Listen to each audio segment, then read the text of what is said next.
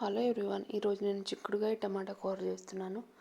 ముందుగా ఈ బాండీలో నూనె వేసుకొని దాంట్లో పోపు దినుసులు వేసుకోవాలి. ఆవాలు, జీలకర్ర, మినపప్పు, శనగపప్పు వేసుకొని చిట్టుపట్లాడిన తర్వాత ఇప్పుడు మనం ముందుగానే సన్నగా తరిగి పెట్టుకున్న వెల్లుల్లిపాయ ముక్కలు కూడా వేసుకొని దాంట్లో ముందుగా తరిగి పెట్టుకున్న ఉల్లిపాయలు, పచ్చిమిరపకాయలు వేసుకొని కొద్దిగా మగ్గించుకోవాలి.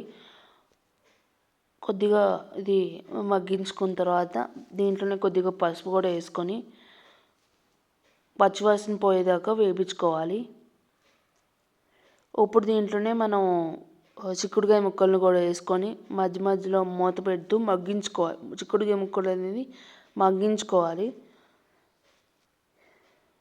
ఇప్పుడు మనం దీంట్లో జీలకర్ర పొడి అలాగే మెంతుల పొడి కూడా వేసుకొని కొద్దిగా అవి పచ్చివాసన పోయేదాకా వేయించుకోవాలి.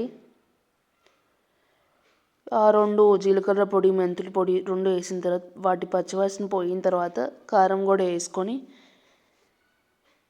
కొద్దిగా వేయించుకోవాలి. కొద్దిగా వేయించుకున్న తర్వాత దాంట్లోనే టమాటా ముక్కలు కూడా వేసుకొని ముందుగా నేను కోసి పెట్టుకున్న టమాటా ముక్కలు ఆ ముక్కలు కూడా వేసుకొని వేయించుకోవాలి.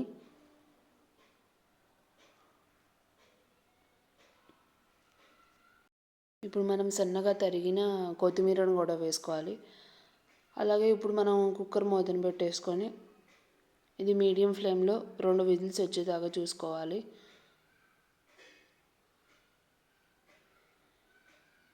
రెండు విజిల్స్ అయిపోయిన తర్వాత మనం మూత తీసుకొని ముందుగా నేను దంచి పెట్టుకున్న కొద్దిగా లైట్గా క్రష్ చేసి పెట్టుకున్న అల్లం వేసుకొని కొద్దిగా ఆలు పోయే వరకు ఉంచుకుంటే మన కూర సింపుల్గా చేసుకుని కూర అనేది రెడీ అయిపోయింది.